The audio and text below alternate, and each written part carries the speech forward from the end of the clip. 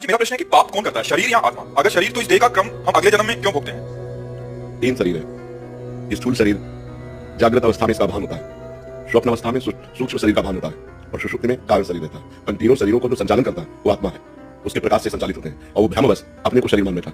जो अहम है अंतःकरण धर्म में, सूक्ष्म शरीर में अंतःकरण है। अंतःकरण में चार वृत्तियां हैं। एक है निश्चय जो बुद्धि से होता है, एक है संकल्प विकल्प जो मन से होता है, एक है चिंतन जो चित्त से होता है, और एक है क्रिया को स्वीकार करना, मैंने ये किया मैं ये करूंगा, उसे अहंकार कहते हैं। बस इसी अहंकार का जन्म होता है। जो आत्म तत्व है वो इस अहंकार में तन्मय हो गया है, तो स्थूल शरीर छूट जाता है, सूक्ष्म शरीर कारण शरीर और आत्मा उस अहंकार को लेकर के, तो अहंकार को पूरा का पूरा भोगना पड़ता है। मैंने किया मैं करूंगा, अगर उसने पाप कर्म किया तो पाप कर्म भोगना पड़ता है, पुण्य कर्म किया तो पुण्य कर्म भोगना पड़ता है। अब पाप कर्म किया तो सूक्ष्म शरीर कारण शरीर आत्म तत्व नरक पहुंचा जाकर उसको वहां यातना दे मिली, और वहां नाना प्रकार की पीड़ाएं भोगता मरना तो है नहीं।